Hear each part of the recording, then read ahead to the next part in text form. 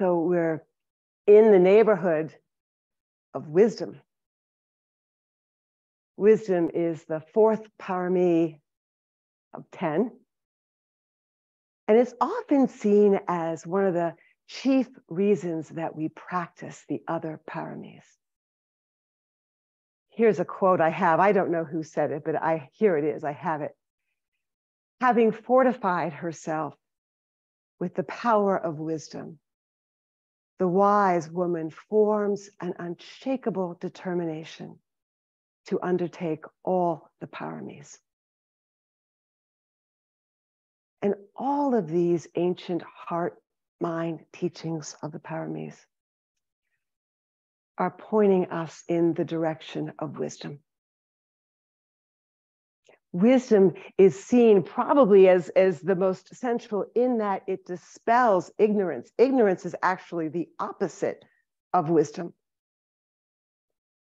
And ignorance is regarded in Buddhism as the true root of what is harmful.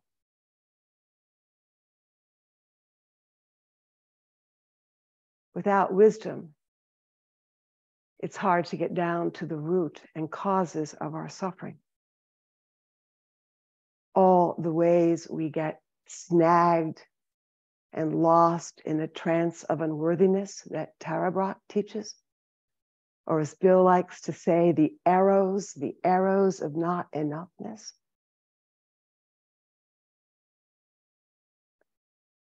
Wisdom seems to have a special rank among different types of knowing.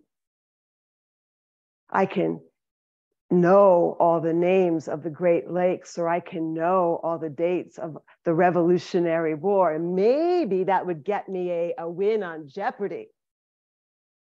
But it wouldn't make me a wise person.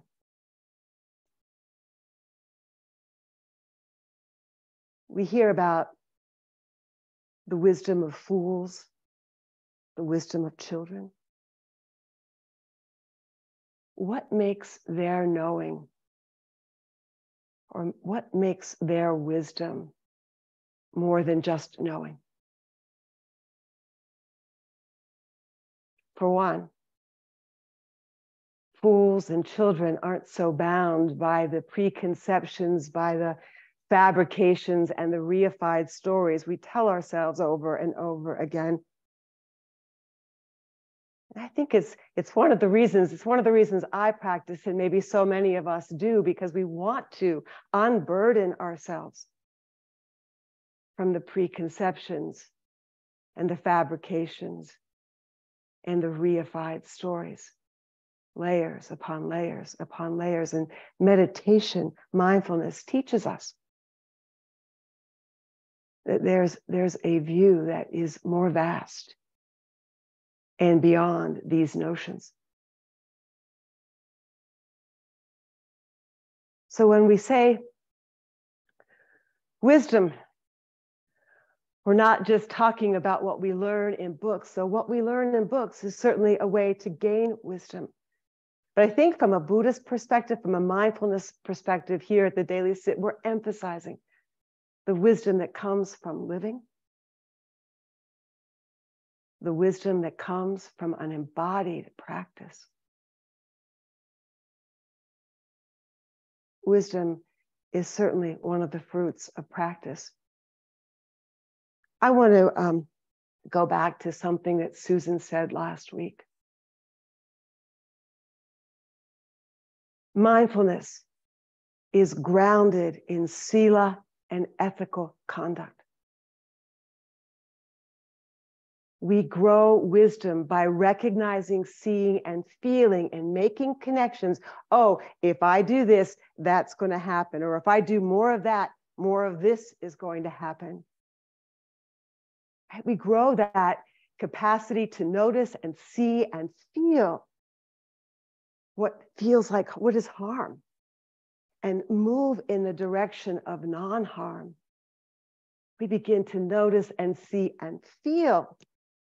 This is ease. This is what well-being feels like. Susan writes, wisdom arises out of the practice not by thinking or reason alone, but through experiential knowing, through felt experience that verifies what we have absorbed intellectually. In Buddha's words, contemplate the body in the body,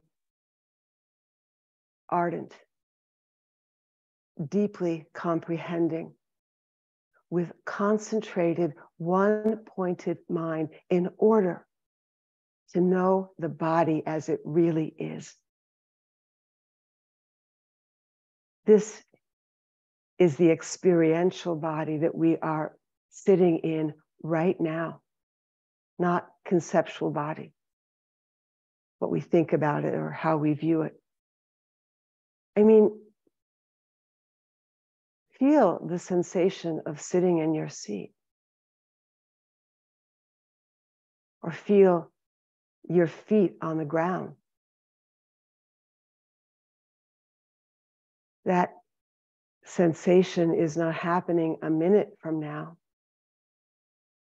It's not happening 5 minutes ago. It's here, right now.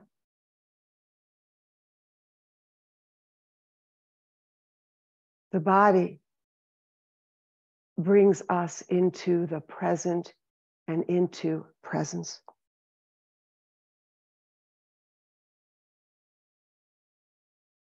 Dan Siegel is a well-known Buddhist teacher. He writes that in Buddhism, the measure of true wisdom is its practical effectiveness, not its abstract or theoretical correctness. And since the overriding aim of Buddhism is the end of suffering, the essence of wisdom is knowing what leads to less suffering, what leads to happiness for oneself and others, and what doesn't.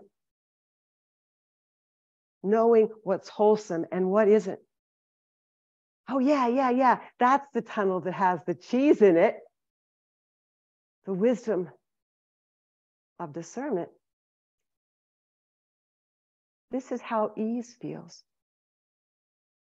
This is how spaciousness feels. This is how constraint feels. And this is how trust feels in ourselves and with each other. Our bodies are offering us information all the time. This is how insert foot in the mouth feels. Yikes. Ugh. And this is how repair and forgiveness feel. And as Bill and Susan say to us frequently, this is knowing you're still a good person, how that feels.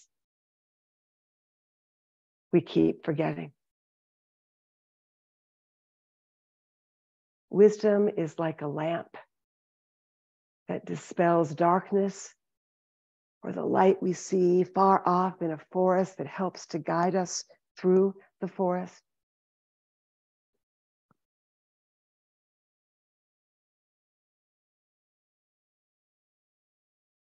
The more we engage in our practice, the more we recognize the ways we are caught in our attraction and aversion and preference. And different forms of meditation practices are pointing us in the direction that we are fundamentally so much more than the stories we tell ourselves about who we think we are and what we think we deserve, beyond our negative and disturbing thoughts, beyond our desires, beyond our achievements or failures, but we are so much more. And as we practice, we develop a clearer and more direct experience of our inner being. We're not quite so influenced by the practice,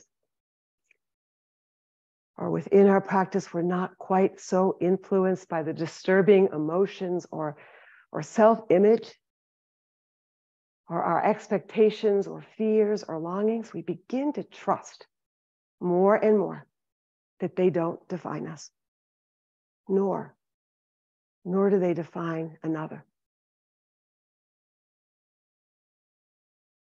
There's a Tibetan phrase, and I love this phrase. I think about it a lot. The face you had before you were born. The face you had before you were born. The face we had before we got so wrapped up in our identities. Do you have a sense of what that face looks like?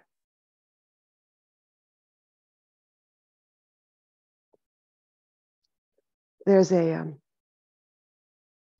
scene in the Harry Potter movie. I'm not sure which one it was.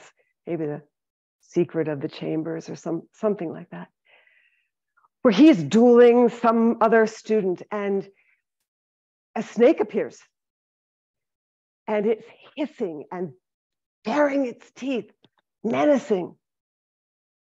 And Harry starts to speak in this kind of hissing voice also to the snake. But the snake understands. And the snake retreats. And afterward, his friends were saying, how did you know how to speak Parseltongue? I guess that's the language of the snake. How did you know? And he said, I didn't. I was just telling it to stop, to not hurt.